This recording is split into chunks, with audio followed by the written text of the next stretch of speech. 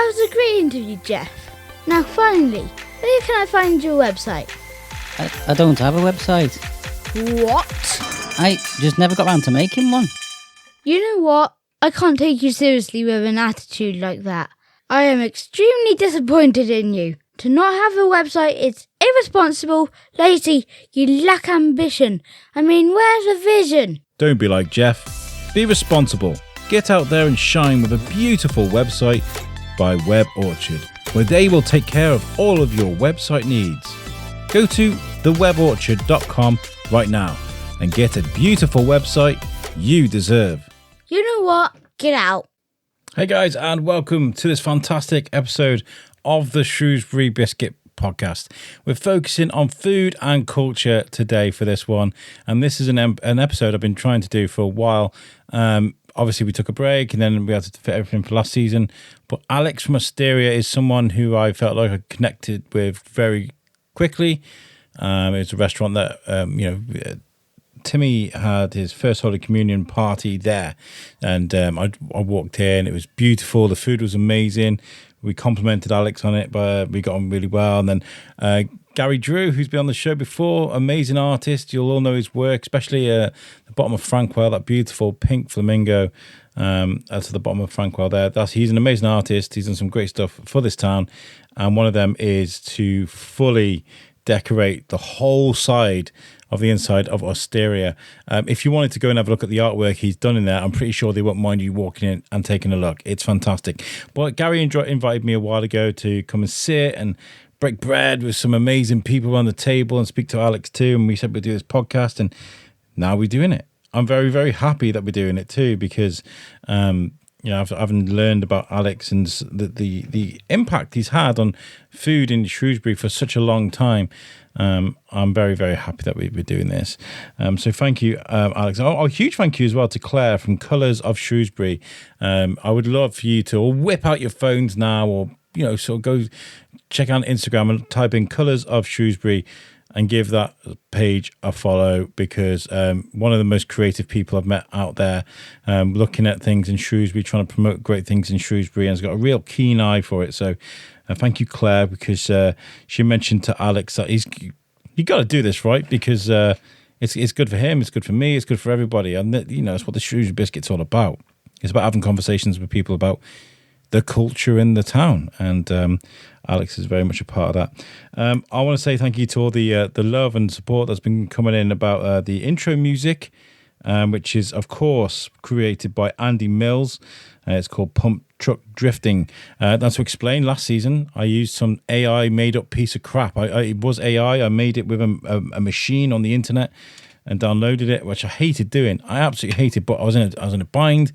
I needed some music, so I made last one. It was fine. It did what it was going to do, but I want to promote local people. So I reached out, obviously, and asked for local music creators that want me to use their music, and I went through a load of music that people sent in, and that Pump Truck Drifting, not only the name, because may have used to do that in Asda when I worked there, but the music was good as well. It fit really perfectly. So yeah, thank you, Andy, for that. Thank you for your support, guys. Right, I'm going to go into this episode. I'm going to leave you guys with this because it's fantastic. Alex is a wicked guest. I really enjoyed speaking to him, and I think you're all going to enjoy this, especially his stories about how he got inspired to start cooking. Wait till you hear that one. Ladies and gentlemen, I give you Alex from Osteria version 2.0. Enjoy. I'll catch you guys in the outro at the end.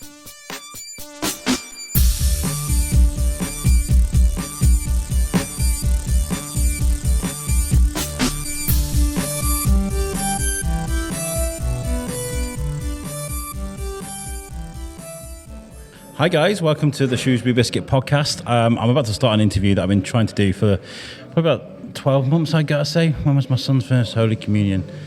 It's got to be about just under a year, possibly. We came to Osteria version 2, and I met Alex, and the moment we first started talking, I was like, I need to get this guy on a podcast, because the passion and the charisma for food that you have, it shows through you. Yeah, man. Proper authentic Italian food. Yeah. And the food is fantastic, by the way. I've been lucky enough to eat here a few times. My son loves this place. Gary Drew's a good friend of mine. He did the artwork along the building as well. He's a nice chap. He's unreal. He's also a very nice person. We had a long chat while he was doing all this. He's fantastic. He's a very good man. Yes, he is. He's a good guy. Shout out to Gary. So I was looking at your work, and you are very firmly cemented in with the food scene in Shrewsbury, and have been for a long time. But we got to go back. Okay. Before you become a pillar of the food community in Shropshire, where you got a beautiful accent. Where did you hail from originally? Well, I'm from Italy. I spent literally half of my life in Florence. Yeah. When I was born, tell a lie. I was born slightly outside Florence, but I moved to Florence when I was like 1 or 2. Then I grew up there with beautiful flavors and proper sort of like hearty, meaty, grand nan style food, home cooked food. Yeah. From my parents' side, mixed background. My mom's from Naples. My father from Calabria. Then we got some very strong southern influence about taste, about the way how I grew up. For me, everything is literally going around food and concept behind. For me, sit down on the table and having some food is not like a sin. Yeah. It's sort of like what it used to be one of the most important part of my day. Gather around the table with the family, discuss things. My father used to be a soldier, go away and come back from home months and months and months. Then when he was coming back, how was your day? A long time no see, gather around the table, no TV, no smartphone, no tablets, no TV at all, nothing. Just sit down and talk to people, face to face. Yeah. And I love to call these sort of things like quality time. And this is what I try to offer here. Some good quality time. We might not be the poshest place, or we might not be the most romantic and cozy and romantic style place. It's a big open space, but we focus about service and food and quality time. You don't need to be the most romantic or cozy place to offer quality time. It's just nice. It's authentic. Yes. It is authentic. Yes. I'm not just saying that because I'm in your presence, Alex. I've been here. I've eaten the food.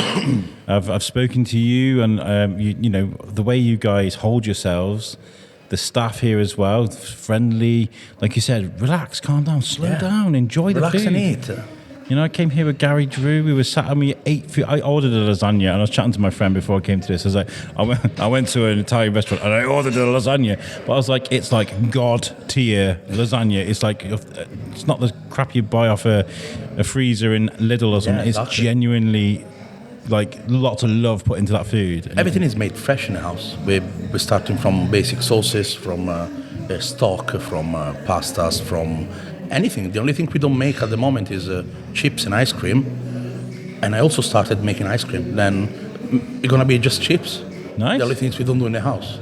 And is this is all because this is what you've always known back home when growing up? This is the cooking you were around. And it's much better also because when you work with a nice product which is fresh, half of your job is done already. Yeah. When the product is nice and it's fresh and it's a good quality, there is no point of freezing, defrosting, pre-cooking, reheating. There's no point. Just work daily with fresh stuff. And that's because the flavour's already slap already. You don't need to add flavour, it's already there. Yes, I remember I used to go to my grandma's house and she used to start cooking for the day, like a couple of days in advance. But not like cooking and cooling down and reheating. She used to literally start making sauce from scratch on a pot, boiling for like 18 hours, ready for when the whole family used to gather. Our grandma's house used to be like a church for us. A family of like 9 aunties, couple of uncles, all cousin and all different partners. We used to be like 30, 40 gathered around her table. And she used to cook food for everybody all the time. And what is Florence like as a build-up? I mean, is this where you grew up? Yes. Because I remember Gary Drew. Yes. So if you ever come to Osteria, when you come down to the downstairs bit, there's a beautiful mural runs along the wall, and there's like an urban like landscape there. You can literally see from the left side you got the Cascine side, and to the right side you got Fiesole, and it's the view that you will actually admire from the Piazzale Michelangelo. There's a place in Florence when you go up that is sort of like piazzale. If the tree are not massive as usual as used to be last time, very bad was.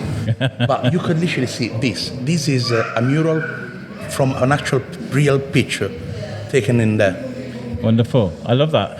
This is a weird pull, but I love the games Assassin's Creed. Yes. And there's one in Florence. There's one base set in Florence, and I remember running around Florence. When we go old good Ezio, jumping down the Duomo, that's unreal. Ezio, yeah. So going from, I was about to say how urban was Florence, but then I remember the game. I remember this, and it's a big place, yes, right? Massive. How do you find your feet as to become the chef you are today in a place like Florence? It's mainly based on passion and something that I love too. I started seeing everybody cooking around myself, and I loved that. I always wanted to stay around food as long as I remember. Then when I had the opportunity, I started straight away. I started working in a family friend's bar while I was doing coffees and sandwich and cold starters at 12. Mm-hmm. And since that point, I moved bar, restaurant, kitchen, and here I am now. It's I always feel like it's when you first start out in life, it's so one way or another. I feel like with me, I was talking about this the other day. I was very much happy to be a cog in the machine. Right, I was just like, when I was younger, I was like, oh, I'm just a number like everyone else. Well, when I got to my 30s, something clicked to me and realised I'm good at something, right? So I'm gonna do it. When was the moment you realised you were destined to be a cook? What was that moment like for you? Can you pinpoint that moment for you? That's hard. I can see talking about cogs. I can see him turning his head now. He's having a good thing. Possibly when I remade a massive mistake that happened when I was around 6 or 7. I set the whole kitchen on fire at home. Really? Yes. Wow. Yes, that was unreal.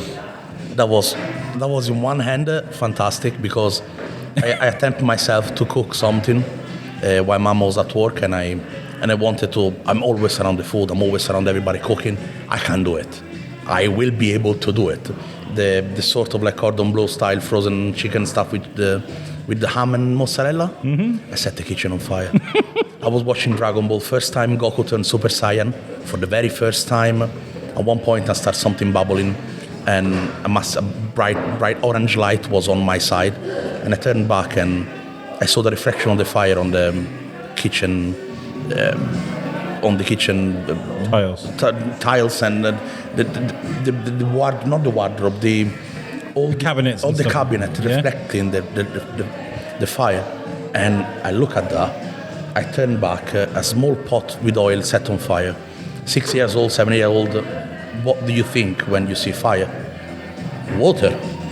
And I throw a pan on fire, full of oil on fire, under the sink, and I set half of the kitchen on fire. I'm sorry, I'm laughing. This is probably attached to so much trauma you're not addressing right now. And I'm that's fantastic, because I remember Mom's face. She came after work. I look at her and I say to her at the door, never happened, hello, welcome back, how you doing, how was your day today? She was like, what have you done?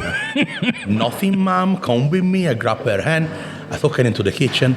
She looked at me with a nice smiley face, and I could see her face drop down straight away when she realized the actual damage. Then she disappeared for like 6 to 8 hours. She closed herself in the living room, and I was like, shall I go there? And nope, I'm waiting. Around 6 hours, 8 hours later, she shouted. The only thing I could hear was like, Alessandro! That's it, I'm dead. Then she looked at me, she, don't do this, don't do that, don't do this. If you want to do, just we'll do next time together. I'll show you how to do it properly. And since then, I do believe I never left a stove in my life. I was all constantly there, constantly trying to cook everything, mixing flavors and cooking stuff. Since that point, I never set anything else on fire. Never happened. It did not happen again. It was just one time off. I learned from my mistake. But since that day, I never left a stove, or I never stopped practicing or mixing flavors and try different sort of food. I want to try everything. It's mad that there are two things here. One is that you start your Dragon Ball Z journey. I mean, fantastic, and also the moment you start getting inquisitive about cooking is the moment you set the kitchen on fire. So you're never going to forget that. Never. Because it's like ingrained in your traumas and your memories now. On my side, it was quite funny. Don't take me wrong. Maybe because I'm a weird one, but every kid, I do believe, is attracted by fire when he's growing. And when I saw the kitchen on fire, I was like, wow. And how did your parents react to you becoming that kind of chef and being curious about cooking? Did they nurture that? Did they help you along with cooking? Think about my father. Always wanted to send me to a military academy, but I said to him, nope. I want to become a chef. And he was like, until you finish your school and then you decide where you want to go, we'll see. Yeah. By cooking, by show them my actual interest into something that wasn't what they want me to do, they accepted it. They said, yeah, if this is what you want to do it. But do it properly. And I started my culinary school. In Florence? Yes. And then was your goal to always to move away from Italy, to take the traditional Italian food somewhere else? Well, to be honest with you, I wasn't planning to stay this long in Shrewsbury. No. My idea was to stay 2 years and to learn the language and something about the food. Then move to Spain and to do the same. Then France and then to Germany. And after 8-year journey, go back to Italy, work 2 more years, and after 10 years, open my restaurant. And then I arrived in Shrewsbury, and I actually fell in love with the place. Oh. It sounds very bad, but it's honest. I miss more here when I'm back home than when you're back here. Yeah, they miss home when I'm here. Wow. I mean, that's where this podcast comes from. Yeah. 2017, I moved to Shrewsbury. I thought, headed in love with it. I mean, I'm from places, I grew up in Wrexham, and this is going to sound like a real shady thing to say about Wrexham, but I was never proud to live in Wrexham or Telford. But I moved to Shrewsbury, and I'm walking across Greyfriars Bridge near Coleham, and there's young people stopping on the bridge taking pictures. And I'm like, I'd never used to see stuff like this. Yeah. And I was thinking to myself, there's got to be dozens of podcasts just about the town alone. And there wasn't. There was none. There was just church gospels and sermons and things. And I was like, oh my God, I've got to do this. So my idea was to learn about the town as I did the podcast. Because it is a great town. It is. It's beautiful, right? It's fantastic. I love Shrewsbury, to be fair, because you can also see around, you got a lot of sort of like Roman influence in the surrounding area. Yeah. And it's fantastic. And people from Shrewsbury I remember it was back in 2008 or 2009 when I arrived. My English was absolutely bad. First day at work, a guy asked me like 15 times, would you like a bacon sandwich? And I could not understand. You have to build a sandwich in front of me, show me the way to eat. And I was like, would you want? And I was like, yes. I didn't know where to go to find the bus station. And this old lady literally grabbed my hand and took me to the bus station. She used to be like maybe 80, over than that. She grabbed my hand, she took me to the bus station.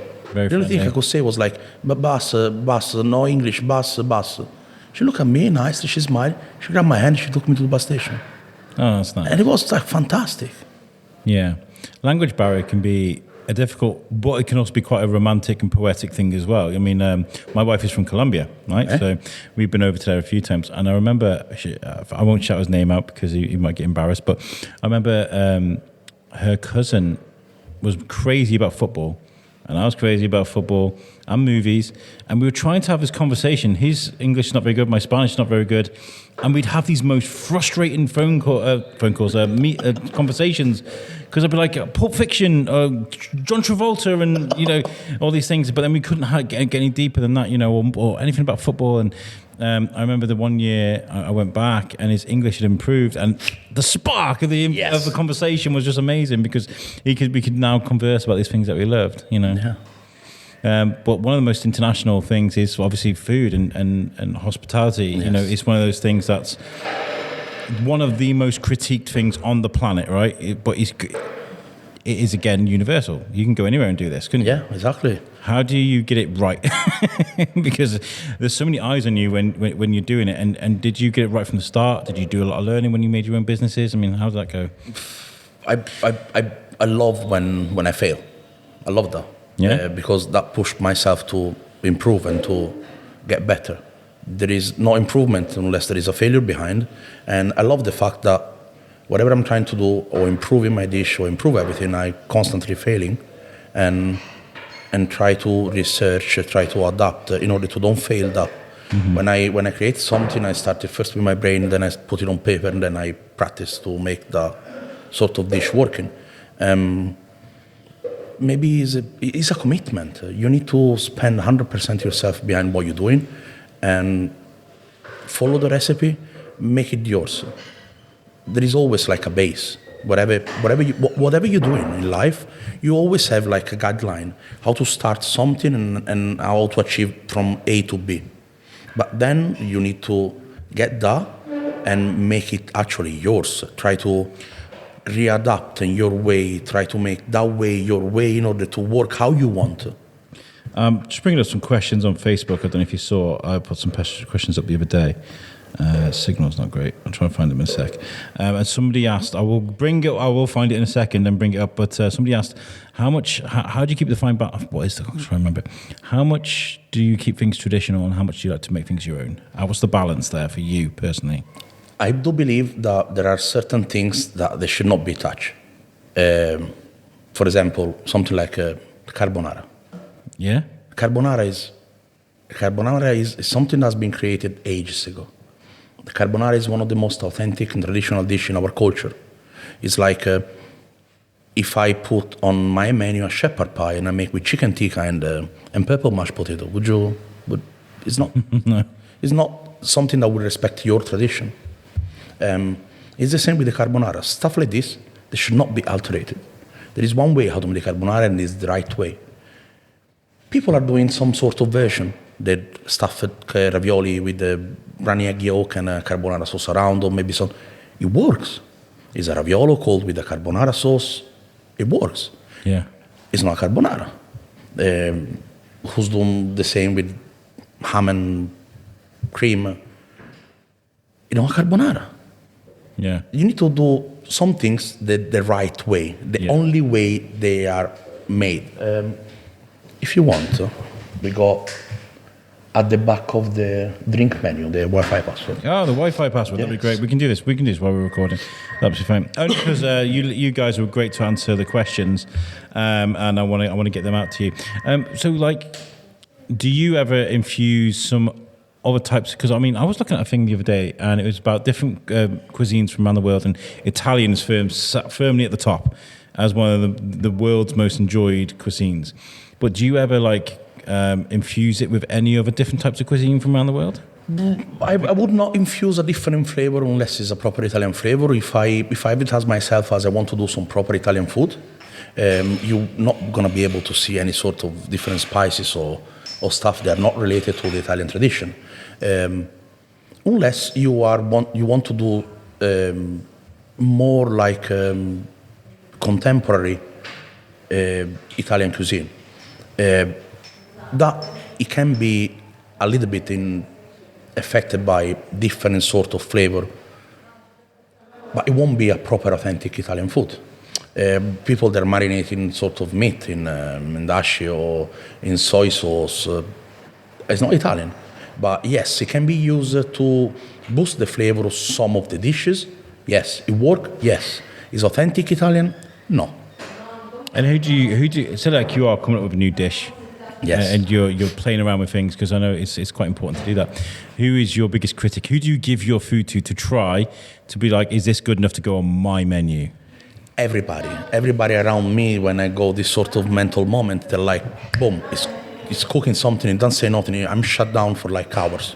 Yeah. And I'm moving around the kitchen. Nobody know anything about what I'm doing. Yeah. Then I ended up with a dish. I'm like, try. Eat. Yeah. Even if people, it can happen like most of the time, because when I cook something, it's good. Not because I I just to go good food. But when I start to do something new, I try to make it in a very nice way, something that I know already that will work when I'm practicing, and I ask people to try. They're like, oh, this is very nice. It's going to be the new menu. It's going to be a new dish. And I look at them like, that's not nice. I don't like this. It's not working. And if do you have any close sort of chef friends that you can get together with, and they would be brutally honest with you and be like, this is shit. Like, yeah. Everybody. Yeah, you can do that? I'm asking everybody to be honest. If something is not working or something is not right, or if you don't like anything at all, you need to be honest. Good. Because I do the same with everybody else. Yeah. We're working as a team. The kitchen is working like a family. And I don't lie to you if you give me something that I don't like. Okay, we found the questions. They're up. There's some really good ones in here. Helen Hinton, a good friend of the show, has given me 3 questions. Go on. Greedy. Do you know what I mean? Actually, 4. We'll see how many of these we can get through, Helen.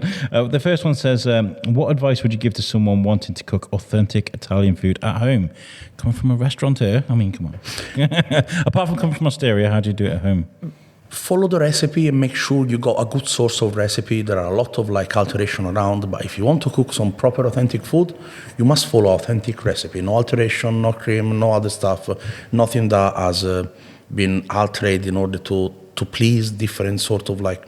Don't cut corners, that sort of thing. Yes, exactly. Just stick to is the recipe required an ingredient? Get that ingredient. Don't not go around and try to. Oh, this recipe is required. This sort of salami that's coming from that region, well, I can replace that with chorizo. No, you can't. No. Just stick with the recipe. Yeah. Take your time as well. Yeah. How have you ever made something that was an absolute disaster? Yes. Yes. Yes. Smile on his face as he said that, guy. Yes, I love that. I also like to make these sort of things. Yeah? Yeah, and it happens sometimes I do that on purpose. Because I actually want to taste other people. Like, oh, what do you think about that dish? And you got that sort of like evil smile on my face. Come on, try. And when they try, I can see their face. They're like, it's horrible, is it? It's a barrel of salt in this. What is the most surprising success you ever had? Best Chef of the Year 23. I did see this. Yes. Congratulations for that. Thank you. That was, we arrived there, no expectation. I don't like to pump up myself. No. If I do something, I do that with the purpose that I try my best. I will go there, I do 1,000% of myself. I will try harder than everybody. I will show to everybody that what I'm doing is the best. But then, after everything is done, I'm like, no expectation. I don't want to be sad when, oh, it wasn't you, it was you. Like. We'll do one more from Helen. These are really good answers, by the way. I think they're really good. She says, what is the bravest thing you've ever done? The bravest thing I ever done? I guess... I think anybody that does something like this, like Osteria, like cooking for the public, wearing your heart on your sleeve is a brave thing to do anyway. I think it's something that I'm still doing. I'm stick to the idea of be authentic. Being authentic, yeah. This is something difficult, especially when people that used to having something that's not authentic, and when they are putting you on the side of something's not even close to Italy or Italian flavor or Italian taste. And it's hard to keep those standards, to keep your line, to be like, no, that's not Italian. This is Italian. This is Italy on the plate. My offer is Italy on the plate. And I'm not changing my mind. I'm not altering stuff. I'm not changing because you are used to something which is not Italy. Because if I go home and I tell to Italian people, I do this in that way, they're going to look at my face and laugh at me. I like that. I really, because like the world is changing around us. I mean, like it's like when you got Krispy Kreme donuts that can charge a fortune for a donut, and coffee is now like £7 a cup, and you've got like different, like you got Pizza Express just a few doors down from you. Yeah. And they're changing their menu all the time. No shade to Pizza Express. I think they're great. They do their own thing. But yeah, there's a lot of that isn't Italian pizza, traditional pizza, whereas what you might do here is We do here some proper... Talking about coffee, would you like a coffee? I would do, yeah. We'll have one afterwards if you like. Yeah, that's fantastic. What we're trying to do here is some proper Napolitan-style pizza. Our dough is proven for a very long time, and we do some pre-fermentation, then we finish the dough. It takes like a couple of days to get a nice pizza. Yeah. And this time and effort behind that is... What we're doing at the moment is a Napolitan contemporary style, because the crust is very pronounced, but it's not doughy. Inside it's literally full of bubble of air. When you cut into it, it's nice and crispy, but it's nice and soft inside. It smells like a bakery when you do a pizza. When you have a bite, you got a sort of like after smell of, wow, I feel like I walk into a bakery. When my son came here for his first Holy Communion, we had a big long table here. Yeah, I remember. You remember that, yeah? Yeah, you had the balloons, had all the long table, we had a chat, we took a picture of it, we took a picture also. Really? Oh, that's amazing. And I had a pizza, and everybody else had different things, lasagna and all sorts. And they brought the pizza to me, and it came with a roller and everything. I felt special because it was like I had my own roller and stuff, you know. But like I remember tasting the pizza. It was such a busy day. It was hot. We've been walking up and down castle walls, town walls, the cathedral is. And we walked here. It was like, I sat down, I put the pizza in my mouth, and it was just like, do you know? Yeah, like that a slice of happiness. A slice of happiness. I love that. Yeah, it was a great day. The next question is from Brucey Bruce, who's from Minnesota, America. He says, where did such passion stem from, and what keeps the passion alive for you? Great question. I want to improve. Yeah? And constantly. I want to maybe one day be recognized about what I'm doing. Well, you did. 2023, Chef of the Year. I want more. Yeah. I'm that sort of person that will reach a goal. I will never settle down, because when you settle down is when everything goes down. Mm-hmm. I want constantly improvement. You say to me, I was the best chef for 23. Yes, of course. Thank you very much. I made a nice dish. I compete again at the restaurant. We had judging my dish. That's not enough. I'm competing this year for everything. We're competing for best pizza, for service, best Italian restaurant. We're competing for best chef for the year, best pasta chef. We are competing for the category of starter and desserts. I want to show that what we're doing is nice, and as I said, be recognized, and maybe in the future one day be someone. I don't know. I think you are definitely recognised in this town for sure. I mean, like, one of my good friends is Liam Tinsley, great chef from around here. He appreciates you as a chef. I've mentioned you to him before. I feel like I wasn't like trying to sweeten you up by saying you are a pillar of the community here in Shrewsbury, because everybody knows who you are. Now, I mentioned I was coming here today at the football. I've just been to Shrewsbury. We lost 3-1 to Leighton Orient, last game of the season. And, chatting to my friend, and he said, oh, my God, I love that place. People know who you are. But they're still like confusing myself with Paolo. Maybe? Paolo used to be a previous owner of another restaurant called Osteria da Paolo. Okay. Now, Osteria is a common name in Italy. You can find literally in a road 7 restaurants named Osteria. Oh, okay. And I like the name of Osteria because Osteria is that sort of like a hearty, rustic, authentic food that you will find everywhere. Homemade pasta, homemade sauces that they're boiling on the stove for 8 to 10 hours. While you're making the pasta, you grab the sauce that's still cooking, you put it on top. This is what we're trying to do, some hearty, authentic food. And when people say to me, oh, that was Osteria da Paolo, it's not Paolo. Paolo is a very good friend. He's a customer. He's coming here all the time with his family, with everybody. Nice. And we love Paolo. Paolo is very nice. Shout out to Paolo. Yeah. Ciao, Paolo. But it's not the same. And yeah, maybe. Is that where the version 2.0 comes from? Because this is you now. Yes, it's your time to shine. Yes, I'm trying to. And next week we're changing the menu soon. Also, forgot about that. Oh, really? Yeah. On Tuesday we're changing the menu. How much not pressure, but how much hinges on changing the menu? It's a big deal, right? I've been working with this on the past 6 months. 7 months. I think I started the procedure for this menu around September. It was either August or September. And I started to create something big.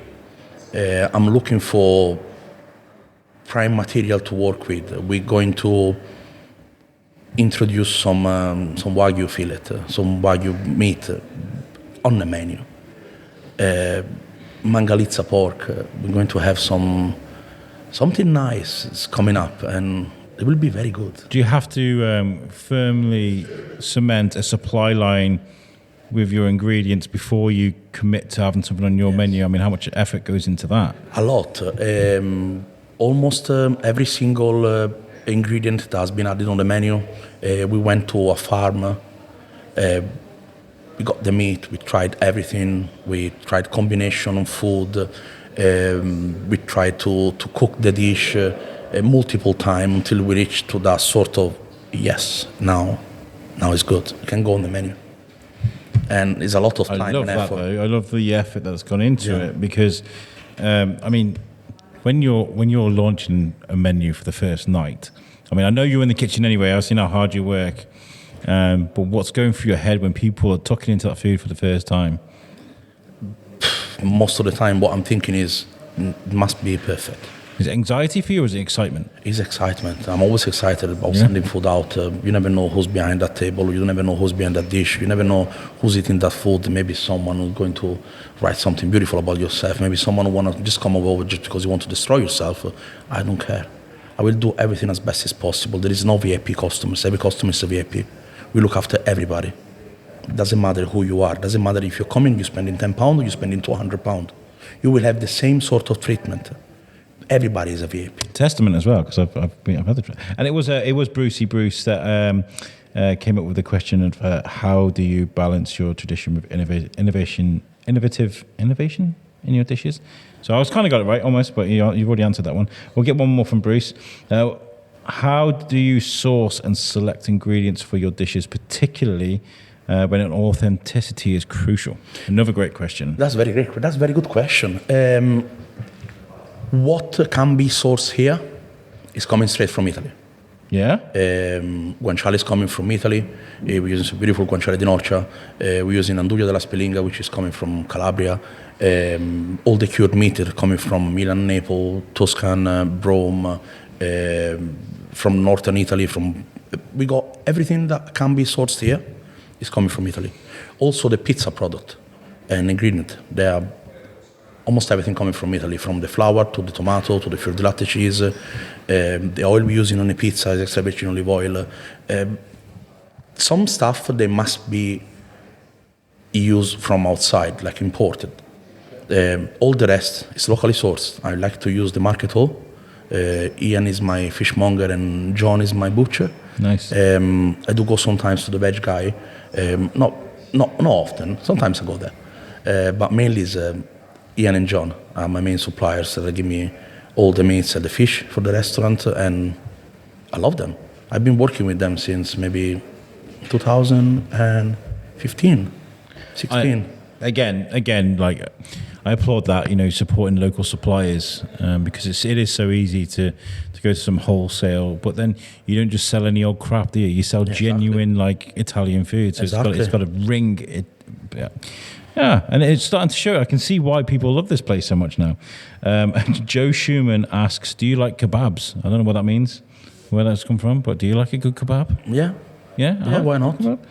It's a very strange question, but I like Gary Drew, he put, is it really Mama's recipe? It's Grandma's recipe. Grandma's recipe. Yes, it's Grandma's recipe. Some of them are. Some of them are just authentic recipes that we do, like the Chiantigiana. It's like a Bolognese, but Bolognese is coming from the region of Bologna.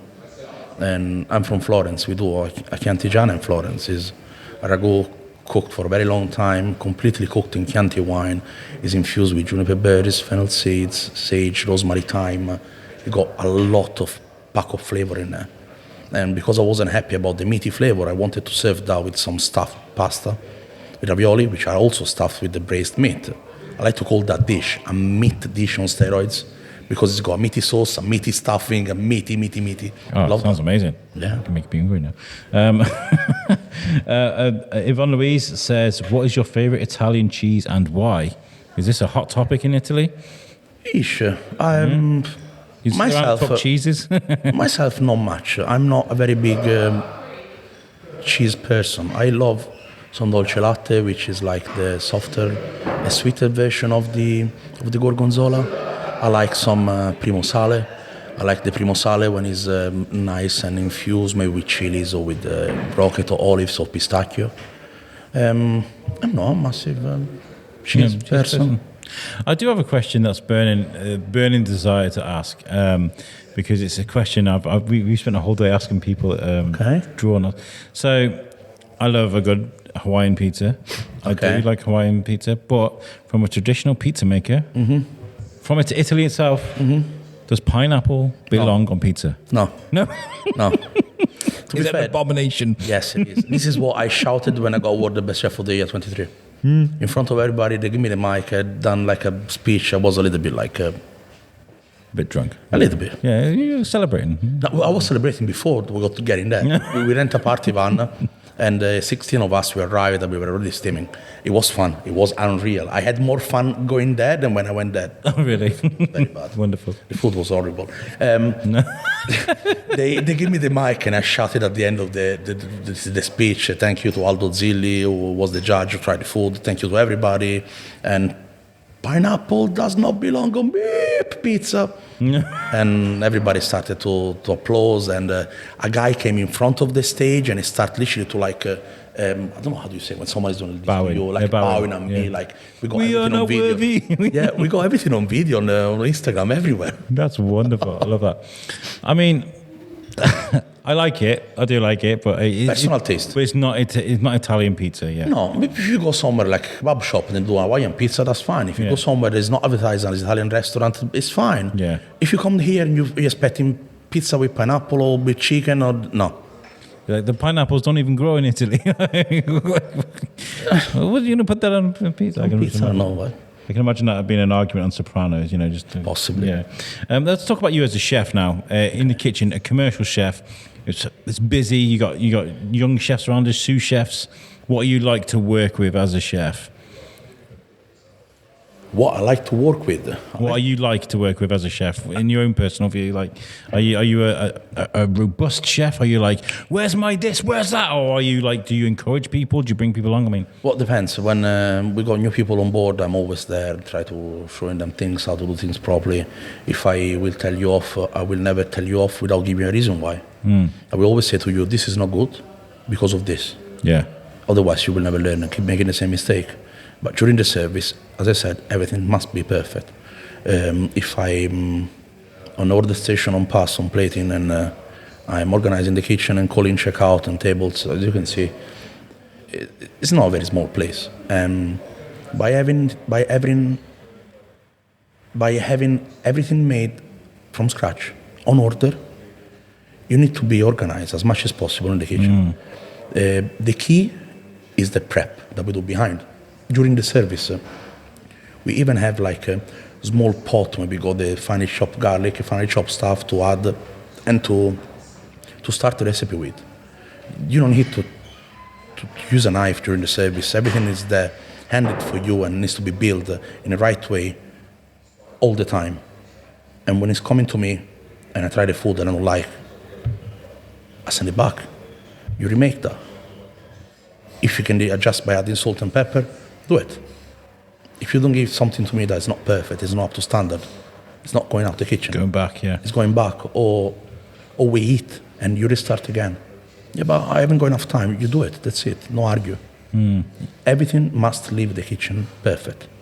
When I give something to you, I'm sure 100% that dish is up to standard. There is no such a doubt about, maybe it wasn't salted enough, it wasn't peppery enough, that dish was perfect when I left the kitchen. This is why the dish itself left the kitchen. I was chatting to Rob Gibson, another great chef from Shropshire, great guy, and I was talking about pet peeves in the kitchen and stuff like that, being a head chef. And he was like, one of the things I don't like is when I have to explain to you why I've asked you to do something. If I've asked you to do something, just do it first. Yeah, just do it because I know what I'm doing. I've made the calculations in my head. Yes, I know why I need this now. Yes, because during the service there is no such of like time for discussion. Yeah, if the chef tell you to do something, you do it. That's it. No argue back. Don't ask why. Don't say no. Don't say yes. If I say to you, you need to do this in this way, you do it. That's it. Then after, I explain to you everything. But if it's an urgent request and I say to you, do that and do it in this way, do it. That's it. No argue. Let's find my pen because we're going to play a game. Okay. That's okay. We play this with everybody. Even the High Sheriff got this. So it's called. I'll just play the thing. Here we go. This is now time for. Okay. Well, it's random, innit? Yeah? You can't hear what's going on in our ears. It's okay. This is the random minute. Okay. This is. I've got a website here called teambuilding.com, and they have a random question generator. Okay. Button. So for a minute, I want you to answer as many questions as you can, and I'm keeping tabs of everybody. Okay. Let me get a stopwatch up. Do I need to keep like my answer simple or? Yeah, keep them simple because you've only got a minute to answer as many as you can. Okay. Yeah, completely random. They're not like anything sordid or anything like that. They're just random, really random questions. Okay. Okay. I'll press start as soon as you start answering the first question. Okay. Okay. I'll put it here so you can see as well. So the first question is. Oh, I lost my. I can't play the card. I'm foreign. I don't understand English now. No. First question is, if you created a photo calendar, what photo would you put for November? Fillet steak. Okay. What is the biggest way to get over a breakup? Drink. How many pairs of shoes do you own? Lots or? 10 or 12, 4 out of for work only. Okay. Are you artistic? Yes. Yes. How often do you work in PJs? PJ. Pajamas? Never. Never. Would you prefer luxury beach vacations or backpacking? Vacation. Yeah. Where would you love to go for a relaxing holiday? Anywhere in the world? Amsterdam. Amsterdam. What is your favourite fast food restaurant? Fast food. KFC. KFC. Good shout, good shout. One more. How often do you work in PJs? We've already done that one. I'm going to give you one more. What management style do you prefer? Management style. Yeah, style. What? A style. Direct, robust. Oh, that's a very open. I don't know. Okay. I don't know. We'll do 8. Oh, there we go. That's the end of the. Well, it's random, innit? Yeah? They are very random questions. Yeah. I have no control of that. I was very disappointed in that last one, but you managed to get 8. It's good. That's not bad. That's not bad. Okay. I think what did we have last time? I interviewed Ben Butler and the guys. Where is it gone? Can't remember how many they got. The most we got was 12. Wow. So you did 8. That's not too bad. Okay. You put some real thought into that. What's next for you at Osteria here? Are you happy with the way things are? I mean, I know you're always wanting to improve, but would you ever open another restaurant, chain out? I mean, I don't know yet. I'm not really sure. What I want to do is make sure that I'm focusing everything here now until I can get to that sort of satisfaction like, yes, everything is perfect, everything is good, food is nice, food is fantastic, the service is very good, the stuff is unreal, everything is working. And then when most of the people, they settle down and want to settle, as I said, try something else. Or go somewhere else, or I don't know. Because you're like the head chef here, so yes. I mean, without you, there's no head chef. So yeah, I'm trying to do as much as possible. I'm kitchen management, paperwork. I got a good team. Because of them, I can actually sometimes leave the kitchen. If it wasn't for them, I would be stuck in there all the time, constantly. Yeah, you have to get dragged away from work to relax. Because I had that for a while. I had to learn. To be fair, it's been a while since I have a proper day off. Yeah. I think in the past maybe 2 years that we've been, almost 2 years that we've been here, I had 2 days holiday, and I wanted to take them Monday and Tuesday just to stay at home and sleep. I've done nothing all day, just at home and sleep. In the tell a lie, I came at work on Monday to do the pay slips, and then on Tuesday to do the orders. Then I was still you didn't exactly have a day off. But a proper day off or a time off has been a while. I feel like you do have to be kind to yourself. I mean, I was burning myself out with too many podcasts and radio and work, and also because this is my job. I got a full-time job too. You know, I had to learn how to sort of take a step back because when I had You Suck, which was a network I had of 5 different podcasts, and this going on the radio, if I stepped away and let the other people deal with that, because I had like a team of people all around the world, I would get anxiety about, I hope they're not doing things wrong. Or I think they had a joke actually. I was on a train on the way to the airport, I think it was, going on holiday, and the guys were talking, we're just going to read Mein Kampf down the microphone for an hour, and I was like, what? They were joking, obviously, like not going to do something stupid like that. But like, these are the things that go through my mind. Yeah, you know? same. So when you're stepping away from the restaurant, you're wondering, what are they up to? Yeah, you got the same sort of Even though you trust them, right? Yeah. Well, I mean, this is such an amazing spot here in Shrewsbury. What's the footfall like here? Do you get lots of people? It's quite good, to be fair. Where the place is situated is quite nice. It's in Mardol, and people are walking constantly, even in front of the back of the restaurant. Do you use these back doors a lot? Mainly, this area where we are sitting right now, as mainly used on daytime if you're coming with a dog. Oh, right, okay. We like to keep this as we go different entrance. You don't have to walk all the way in front of the whole restaurant with the dog. And we like to be dog friendly. It's nice. Yeah. Why should I penalize you if you got a nice dog that's behaving? The problem is not the dog, it's the owner. You need to teach the dog how to stay and behave and take him out and do nice things. But why you should be penalized for this? Why you should not be able to go to a restaurant if you got a dog? That's unfair. Yeah, absolutely. Totally agree with that. I think I love this place so much, and you know, I feel like we were talking earlier about energy exchange. It was yourself I was talking about. Yeah, I'm a big believer in sort of if you act positively with me, I'm going to react positively back, and positively exchange like really good energy, good vibes. Good vibes. Yeah. And this is what you give. This is why I really wanted to speak to you, is because that first moment we came here, we gelled straight away. I think I did something at Nerdy as well. I think I saw you outside here and we had a good chat as well. Yes. I was interviewing Kevin Horak actually. No, yes, and then we met outside. Yeah, that's right. Always have a good gel. Always a good moment. It's nice. And is there anything that you do that happens in the restaurant business that can sort of, that's kind of negative, that kind of annoys you, but kind of drags you down a little bit? Dragged me down a little bit. It makes you a little bit like fed up, I wish that wouldn't happen, or I wish this wasn't a thing. Like, I mean, people talk on social media about Karens at the moment, like people that like just love to complain about almost anything and everything.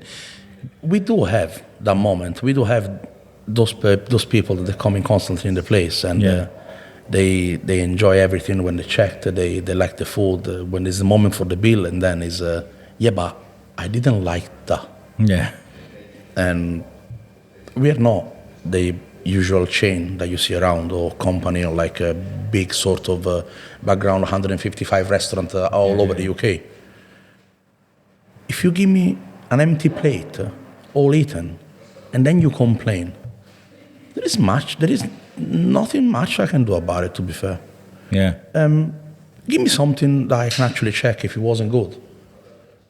And then I will discuss with you. I will say, I'm sorry about the issue. I will go personal and apologize to the table. I don't like sending my people outside when mistakes happen. We do make mistakes also. When something like this happens, I'm the first person to go like, what table it was the issue. I go personally to the table and I apologize myself. But I also go to the table that like enjoy the whole meal. I've been checked 5 times, and at the end of the paying the bill, I didn't like this, I didn't like that, I didn't like this, I don't want to pay for it. And like, what? Yeah. I'm leaving and I'm not paying. Did they? I wish. I mean, I've eaten in restaurants all around the world, around whatever, you know, we all have. And we all have negative experiences in restaurants. Like I said, it's one of those things that's most critiqued in the world. But I feel like if there was an issue with something I ate from here, I could genuinely speak to you about it. Yes. Because of the person you are. And this is what I'm trying to say to the listeners now, indirectly kind of, is that if you came here, you would get that authentic experience and you get the food, and you could have conversations about the food as well. Yeah. You know, good or bad. I feel like we could speak to you about Italian cheeses if you wanted to. Do you know what I mean? Because it's there. The knowledge is like, there. if you're coming to the restaurant and you have something to eat and you don't like, please let me know straight away. Yeah. I will try as much as possible. Yeah. I will try anything possible, everything I got in my power in order to amend and to make sure that you're living with a big smile and a full belly. Yeah. I don't want to hear people are like, oh, no, I don't like this, no, nothing else. No, don't worry about it. That makes me feel sad because you're leaving this place without having a nice food and not with a big smile. Let me know what you think. Let me know what I can do in order to sort that out, and I will do straight away. I totally believe that as well. Oh, actually, I forgot this. Do you mind if I do a quick promo with you? Yeah. You just have to improvise with it. I'm trying to shoehorn this into all the interviews. Okay. Are you a big fan of cricket? Do you like playing cricket? Well, let me tell you. Okay. Right? Just to the people that do like cricket. Column Cricket Club. Okay. Column in Shrewsbury are doing a versus All-Star XI on Sunday the 21st of July, 2024. Okay. Column Cricket Club will be taking on a team of all-star superstars from the sporting world. So we're talking about ex-Shrewsbury players. It's going to be a fun day with kids' entertainment, live music, meet and greet, raffle, food, fire service demos. There's going to be a bar there, activity stalls, live podcasting by the Shrewsbury Biscuit. The event starts at 12 p.m. on the 21st of July. The prices are, adults are £10, under 18s are £5, and under threes are free. And they're raising money for the Little Rascals Foundation and the Whistle Foundation. And if you go to book your tickets and you use the code BISCUIT20, you'll get 20% off your tickets. Very Did you know that? No, I didn't know. I know that. Well, now you do. Thank you. Thank you for letting me squeeze that in. So with your new menu coming up, what are the expectations for this? I mean, as a percentage, how much of the new menu works and you have to tinker with it? Do you have to, like, when you release a new menu, do you have to make amendments, or is that's it? Like, you know? No, everything changed. Even some of the dishes that they're not being changed, they are secretly changed behind the scene. Let's say, for instance, you see a dish that was on a menu already, this current menu, and it will be in a future menu. Behind that dish, you don't know what has been changed. We deliver what it says on the menu, but we are changing everything behind it. We can change the way how we make the pasta, we can change the way how we make the filling, we can change the way how we actually create the sauce and how we build the sauces up to that. We are changing everything. It's nice. And I also like this sort of change, as I don't want people to get bored and to come over here after a couple of months, after 3 months, 4 months, 5 months, 6 months. We keep eating the same stuff and the same stuff and the same stuff. I like to keep something different, maybe change the menu every 4 to 6 months. 4 months is the best. I'm trying to. My wife is, spaghetti bolognese, whether it's made by a house, whether it's professionally bought, is one of my favourite meals of all time. It's something that I always reflect on my childhood. It's one of those foods that is just comfort food, you know, it's nice. My wife has suddenly decided she doesn't like it. I don't know why. Something's clicked in her brain. She's like, I'm not too keen on it anymore. I'm like, but this is my favourite meal. I'm wondering if you could, I brought my wife here, if you could reignite her love for a good bolognese, you know what I mean? I can try. You can try. With different style of pasta. Different style of pasta? Different kind of pasta with the same sauces always work. Yeah? You can get bored on the texture of the spaghetti. Yeah. But you can try with pappardelle. You got that sort of like a callosiness, that sort of like, it's not rubbery, it's like a al dente style egg pasta. Is slightly wider and is not smooth. Then the sauces stick to it, and when you eat, you got like nice bite. Yeah, okay. But when the new menu launches, I'll bring her around. Yeah, no problem. We'll try it out. One last question to end this with, because I think it's a good way to end it, is if there's anybody listening to this is trying to become an authentic Italian chef, if they are an authentic chef starting out, what advice would you give them to starting out in their adventure? They will never stop to improve. Always research and make sure you can always learn something more. Believe in yourself, because nobody else is believing in you. Unless you are actually there constantly saying, okay, I failed this time, I'm going to succeed next time. Nobody going to go there and say to you, well done. And even if sometimes people that say this to you, never trust others. And you need to be your worst judge in order to improve yourself. You need to judge yourself like you would judge your worst enemy. That is the way I'm doing myself. I always done like this. So you're your worst critic. I am the worst critic of myself. If everybody say to me that this dish is unreal and I don't find that good, I'm like, that dish is a piece of crap. Wow. It doesn't matter, 100 people, they say to me, that's fantastic, it's the best things I tried. I don't like. Yeah, but I'm honest, I don't like. It's good to have that confidence. It's because you know you've done the work. I would never serve you something if I don't like. Yeah, sure. What I think, that's it. I think this has been fantastic. Honestly, I'm really glad that we've done this. Thank you. I don't want to bend your ear too much because I know you've got to prep for today's shift. Yeah, we're getting ready for tonight. We got, I think, a full house or something like, maybe we're going to turn the restaurant twice tonight. Saturday, it's busy in Shrewsbury. I was just trying to get parking now. It's an absolute nightmare. It's like Saturday, like the hardest day for you guys because it's like the weekend, it's like... But to be fair, depends. On Saturday, we know we're getting ready in advance, mentally ready in advance. We know that the restaurant is going to be filled twice, two and a half time. We're going to work maybe all day because we got a very busy lunch and we're not closing in the afternoon. Then while we're serving, we're prepping. While we're serving, we're prepping. I don't mind. But sometimes it happens like on a crazy Monday, like when you go like 2 in the kitchen and 2 in the front and you expect it to be quiet and everybody just turns up at the door. we turn on like on a Monday. Sometimes it happened the craziest. We done like 90, 100 people on a Monday night. Mm-hmm. And we look at each other at the end of the shift and we were like, what just happened? It felt like a Friday. It felt like a quiet Sunday, like a quiet Saturday. Stood there bewildered, like what just... Yeah, but we don't rely on days now. I never look at the book. And if I do look at the book, I just want to see how many people we start with in order to bake the bread. We bake the bread twice a day. Lunch and afternoon is unreal. It's so good. And yeah. Testament to you. Well, tell people, if they don't already follow you on social media, obviously, where they can find you. They can find us on Instagram, relax_at_Osteria. Yeah. On Facebook, Osteria V2.0. And I think we have a TikTok account also, which is Osteria V2.0. Yeah, shout out to... Where is she? Shout out to Claire. Claire, yeah. We lost her. She was just, as we were recording this, was there taking lots of cool videos and photos. Yeah, dread how they're going to come out, but I'm sure she'll do a great job. She's good on this. She's doing some very good video. All the latest video that they've been going up, all the social media have been all created and edited and made by her. Absolutely. Unreal. Yeah. Very good. Well, Alex, thank you so much for chatting to me today. Thank you for inviting me around and being so accommodating and bringing your social media person as well. Thank you. It's been great. And best of luck to you for going forward with the business. Thank you very much indeed. And do you mind if I ask you a cheeky favor? Yeah, sure. Can I advertise myself for 1 second and say something to any shout everybody? Do, yeah. Guys, we are currently competing for, again, Italian Award 24. If you would like to leave us a vote, we got on our page the category we have been nominated for. If you would like to leave us a vote, that would be absolutely unreal and very helpful. And thank you very much for all your support.